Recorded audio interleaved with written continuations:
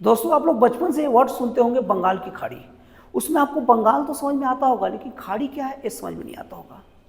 उसी तरीके आप लोग सुनते होंगे कि भारतीय प्रायद्वीप, भारतीय तो समझ में आता होगा, प्रायद्वीप क्या है समझ में नहीं आता होगा। दोस्तों आप इस वीडियो में बने रहिए, आज आपको खाड़ी, प्रायद्वीप, लैगून, झील ये सब चीज़ समझ में आएगा। दोस्तों सबसे पहले शुरुआत खाड़ी से करते हैं। दोस्तों खाड़ी एक ऐसी भौगोलिक संरचना होती है, ऐसा जमीन का बनावट होता है जिसके तीन तरफ जमीन हो और एक तरफ पानी हो, उसी को खाड़ी कहते हैं। जैसे बंगाल की खाड़ी का अगर आप मैप सर्च करेंगे इंटरनेट में तो देखेंगे कि तीन तरफ जमीन है और एक तरफ बस पानी है। बंगाल की खाड़ी, हडसन की खाड़ी और दक्षिण चीन सागर, हालांकि उसका नाम दक्षिण चीन सागर ही है लेकिन वो भी एक खाड़ी है। अब दूसरी बात करते हैं प्रायद्वीप का। तो प्रायद्वीप खाड़ी का जस्ट उल्टा है। खाड़ी में क्या था, तीन तरफ जमीन था, एक तरफ पानी था। लेकिन प्रायद्वीप में क्या होता है, तीन तरफ पानी होगा और एक तरफ जमीन होगा। जैसे भारतीय प्रायद्वीप में आप भारत का नक्शा खोलिएगा तो दक्षिणी भारत में देखिएगा, वो एक लंबा सा जमीन निकला है भारत का, दक्षिण भारत का, और चारों तरफ पानी है और एक तरफ बस जमीन है, इसलिए इसको भारतीय प्रायद्वीप कहते हैं। दक्षिणी भारत को भारतीय प्रायद्वीप भी कहते हैं। उसी तरह अरब का प्रायद्वीप और बहुत सारे प्रायद्वीप, आप लोग अभी समझ गए होंगे प्रायद्वीप क्या होता है। अब दूसरी चीज, हम लोग एक चीज और समझ ले, आप लोग सुनते होंगे कि झील और तालाब, झील में भी अथाह पानी होता है और तालाब में भी पानी होता है, लेकिन दोनों में अंतर क्या होगा। कुछ लोग आसान भाषा में बस कह देंगे कि तालाब छोटा होता है और झील बड़ा होता है, लेकिन ऐसी बात नहीं है। कई तालाब भी बहुत बड़े होते हैं। तालाब और झील का एग्जैक्ट डेफिनेशन ये है कि जो प्रकृति निर्मित हो और उसके बाद उसमें पानी भर जाए, जनरली उसी को झील कहते हैं। और जो मानव अपनी सुविधा के लिए खोद के बनाया है उसको हम तालाब कहते हैं।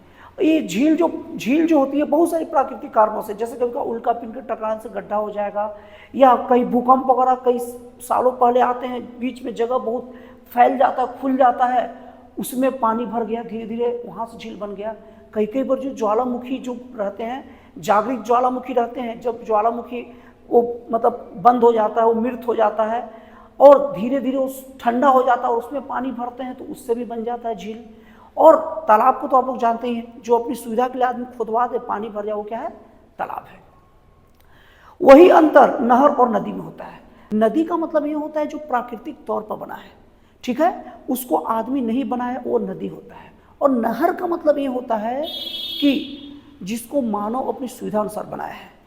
एक कभी भी भ्रम में मत रहिएगा कि नहर छोटा होता है नदी बड़ा होता है, वैसा बात करेगा तो स्वेज नहर जो है वर्ल्ड का सबसे बड़ा नहर, वो कई नदियां उनसे छोटी है। नहर और स्वेज नहर को देखिए, उनको बनाया गया है रास्ता कम पड़े करके। तो दोस्तों आपको नदी और नहर में अंतर समझ में आ गया। अब आप लोग कॉम्पिटेटिव एग्जाम में तैयारी करने वाले भी सुन लीजिए, और जो नहीं तैयारी करते उनको भी पता होना चाहिए बहुत सारी बात। झील हमारा ना जनरली दो कैटेगरी में बांटा गया है, और एक तीसरी कैटेगरी भी होगा, मैं आपको बताऊंगा।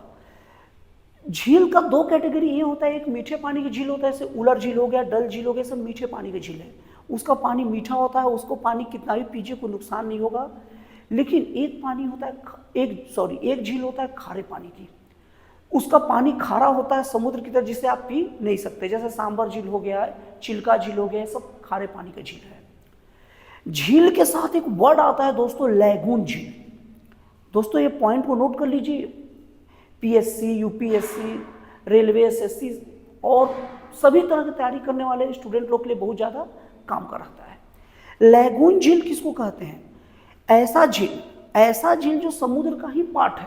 ऐसा झील क्या है, समुद्र का ही पार्ट है, लेकिन किसी भी कारण से क्या होता है कि धीरे धीरे वो समुद्र, उसका रास्ता बंद होते होते समुद्र से अलग हो जाता है और बहुत थोड़े भाग से समुद्र से जुड़ा है।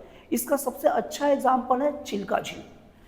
चिल्का झील उड़ीसा में स्थित है। अगर आप उसका मैप को देखिएगा तो वो पूरा बड़ा सा झील है और उसका एक भाग समुद्र से लगा हुआ है, मतलब समुद्र के पानी से सीधे जो कनेक्ट जो झील रहता है उसको क्या बोलते हैं, लैगून झील बोलते हैं। तो दोस्तों मुझे उम्मीद है कि आपको समझ में आ गया होगा खाड़ी, प्रायद्वीप, झील और तालाब में डिफरेंट, नदी और नहर में डिफरेंट, और उसके बाद लैगून झील किसे कहते हैं। तो दोस्तों फिर मिलते हैं अगले वीडियो में एक जन कल्याणकारी और एक राष्ट्रवाद से प्रेरित नए विचारों के साथ।